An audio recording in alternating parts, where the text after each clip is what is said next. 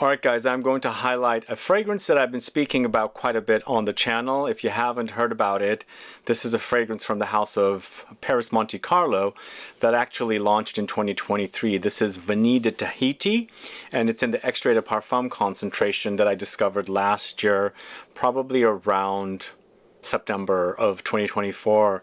Wow, what an amazing fragrance this is. And I'm talking about the Extrait de Parfum version, not the Eau De Parfum version. This is the one that I prefer, the Extrait. And I'm going to do a comparison here in this video, compare the two fragrances and let you know how they are similar and or different. So find out about Vanille de Tahiti, Extrait de Parfum from the house of Perris Monte Carlo coming right up.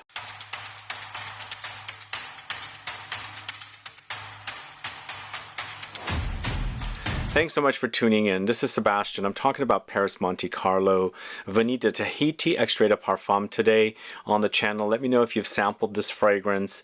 Let me know if you know of the house of Perris Monte Carlo. If you didn't know, they are sister houses, or a sister house to Houbigant. Houbigant has been around for over 100 years. Their Fougère Royale launched in the late 1800s, so the brand has been around, but Perris Monte Carlo, I believe, launched in the earlier part of 2010s, and I've spoken quite a bit about Rose de Tahiti Extrait. I really love this extrait. It's one of my favorite rose fragrances. Super jammy, juicy rose. But now, Vanille de Tahiti Extrait de Parfum is also super amazing. So this goes back to, the story of Vanille de Tahiti goes back to the original, which launched in 2020. I actually never got my nose on this, and the first version I sampled was the Extrait in September of last year.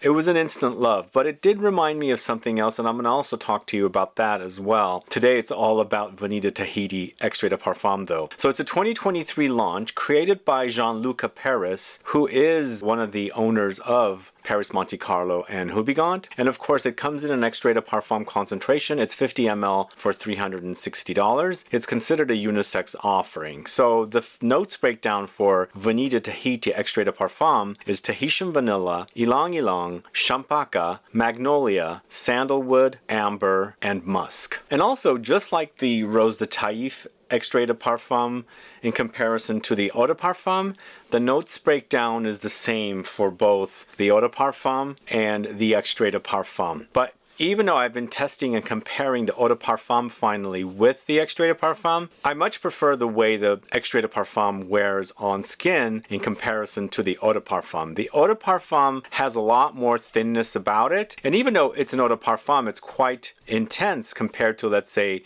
an Eau de Toilette or an Eau de Cologne. But when you're comparing the Eau De Parfum of Vanille de Tahiti with the Extrait de Parfum, it's night and day difference in concentration and also how it wears. But as far as smell goes, they're very close. There are some minor differences, and I know for sure that they have similar or exact notes breakdown, and the fragrance smells somewhat similar. But it's all about the wearing experience and also the performance of the fragrance from the Eau De Parfum concentration to the Extrait de Parfum concentration. So what does this fragrance smell like? First of all, it says Vanille de Tahiti, right? And if you guys didn't know, vanilla is from an orchid flower. So I'm not the most experienced with the actual bean and the flower myself, but I know it comes from a flower and it comes from the tropical regions. And I feel like what they're doing with Vanille de Tahiti is creating the experience of vanilla if it was a flower, because this is overdosed with a lot of flowers. There's the Ylang-Ylang, there's the Champaca, there's the Magnolia. And Champaca and Magnolia are sort of similar floral notes, and you really experience the floral notes here quite prominently against the sweetness of the vanilla, the syrupiness. And this is also noticeable here when you're comparing the Eau De Parfum against the Extrait de Parfum. There's definitely noticeable. For me, the Eau De Parfum wears thinner and it doesn't jump out at you as much as the Extrait de Parfum. Also, with the Extrait de Parfum, there's definitely a pulpy, creamy experience against the more thinner wearing version of the Eau De Parfum. Now smell wise they're quite similar, but I do get a little bit of a fruitiness from the Extrait de Parfum in comparison to the Eau De Parfum. The fruitiness is slight. It's not like a fruity experience, but I feel like the floral notes are giving us a bit of a fruity effect, but it's not a fruity fragrance. I get it, but I get it more in the Extrait de Parfum and in comparison to the Eau De Parfum, where the Extrait de Parfum, it's just so super juicy and pulpy. Like it's almost like pulp, like the pulp of the flower, the whatever you get from, let's say a flower was like a fruit, like or a vegetable like a cucumber, and that pulp in there, the wearing experience is how it's worn. You experience the texture of the fragrance when you're wearing it, and it's especially noticeable when you're wearing the Extrait de Parfum in comparison to the Eau De Parfum. But the white floral notes come off very, very creamy and super intense with the sandalwood note in here, so it creates a very creamy, smooth experience. And then of course the overdose of the vanilla's smooth syrupy qualities. It's just a really gorgeous creation and super top notch and really, really long lasting Extrait de Parfum fragrance from the House of Perris Monte Carlo. It's insanely good, guys. I've not smelled a fragrance like this, and you know me, I love my vanilla fragrances, really, really do. And this is unlike any other vanilla I have experienced. I haven't experienced a vanilla that's overdosed with this kind of pulpy, creamy, white floral touches.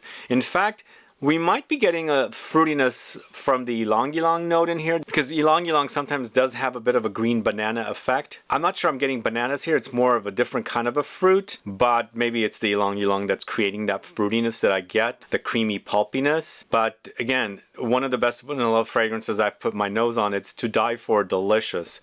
And if you're looking for something different and unique, and not necessarily just the kind of vanilla fragrance that are like out there that are very similar to one another, and kind of going into a gourmand direction, because this, even though I feel like this is gourmand, I wouldn't necessarily call this uber gourmand, because it has an overdose of white flowers and yellow floral note of Ylang-Ylang. And it's just, the wearing experience is super, super delicious. Now, rewind back to before I discovered Vanille de Tahiti Extrait de Parfum. I actually discussed a fragrance on the channel from the House of Santa Maria Novella called Magnolia. Are you guys familiar with this one? So Magnolia is the first time I smelled this kind of intoxicating, pulpy, creamy, white floral consistency. So the Magnolia that's in here kind of sort of is the same floral note that's in the Vanille de Tahiti. So if you're familiar with this Magnolia from Santa Maria Novella, and you also like vanilla, and you really adore the way the Magnolia smells, you might check out Perris Monte Carlo's the Vanille de Tahiti Extrait de Parfum. Let's quickly smell this on camera to give you a little bit more info. But the very first time I sampled the Magnolia from Santa Maria Novella, I instantly loved it. I love that kind of luscious, juicy, creamy, pulpy effect that the Magnolia or other white floral notes are in here providing. There's also a slight fruitiness in this as well, and it's transported, or it's moved into Vanille de Tahiti. So whatever I'm smelling in Santa Maria Novella Magnolia, the floral notes, it's almost like they've taken that fragrance, put it into the Vanille de Tahiti, and given it the vanilla overdose. It's like just drizzling a ton of vanilla all over it and covering it up, so you're getting the best of the floral notes and also the best of the vanilla notes. And it's very similar here with this one, though. There is a bit of a distinct apple-like smell. That's the fruitiness that I'm getting in the Vanille de Tahiti, but it's covered up in a way that it's not so distinct to tell you what kind of a fruit it is, but there is a bit of a fruitiness. It's such a gorgeous fragrance, I have to be honest. It's very unique and gorgeous and very, very long-lasting.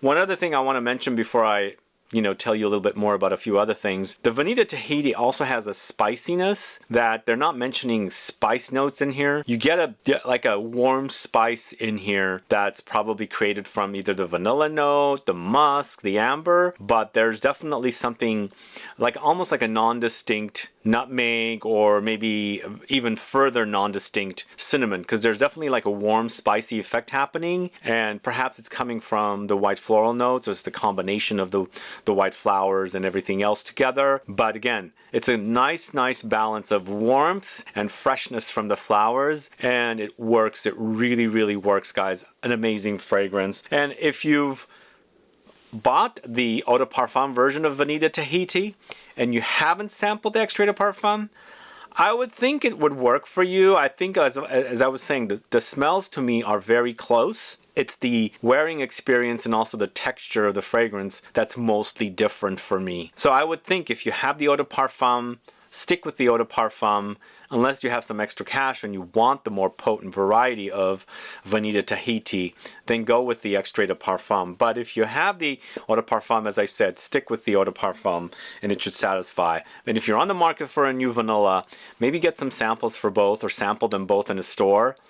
Again, if you really love white floral notes meshed with vanillic notes, I think you're going to be happy with this. It is a fantastic fragrance. Super amazing. And this is my second love of a Extrait de Parfum from the house of Perris Monte Carlo. As I said, my first love is Rose de Tahiti. It's one of the juiciest, most jammiest rose fragrances that I have in my collection. But unfortunately, the Eau De Parfum version of Rose de Tahiti in comparison to the Extrait, I don't like as much. It's much more noticeable here in wearing experience and also maybe performance that I don't enjoy the Eau De Parfum, but I really love the Extrait de Parfum. In the case of the Vanille de Tahiti, if I only had the Eau De Parfum, I would be fine with it. But now that I know the Extrait de Parfum and how good it is, I much, be all over the Extrait de Parfum. So the smells are so close here. Unfortunately for me, with the Rose de Tahiti, the Eau De Parfum doesn't work, and it's all about the Extrait de Parfum once again. But those are my thoughts on these fragrances. Let me know your thoughts on Perris Monte Carlo and the Vanille de Tahiti Extrait de Parfum. Also, let me know about the Santa Maria Novella Magnolia. If you've sampled these two fragrances, do you get the similarities? Do you get the Magnolia? I believe the Santa Maria Novella Magnolia fragrance also has Champaca. It might even have Ylang-Ylang. I don't know why I get the similarities. They're not identical, but I feel like what they've done is taken this Magnolia notes, moved it into the Vanille de Tahiti, and drizzled it with a ton of vanilla. Yeah, do let me know if you get the similarities. Let me know your thoughts on Vanille de Tahiti if you haven't sampled it, if you like the sound of it. Add a comment below. Otherwise, please like this video. Please share it. Follow me on Instagram and Facebook, and I'll be back with more videos very soon. Have a good one. Goodbye.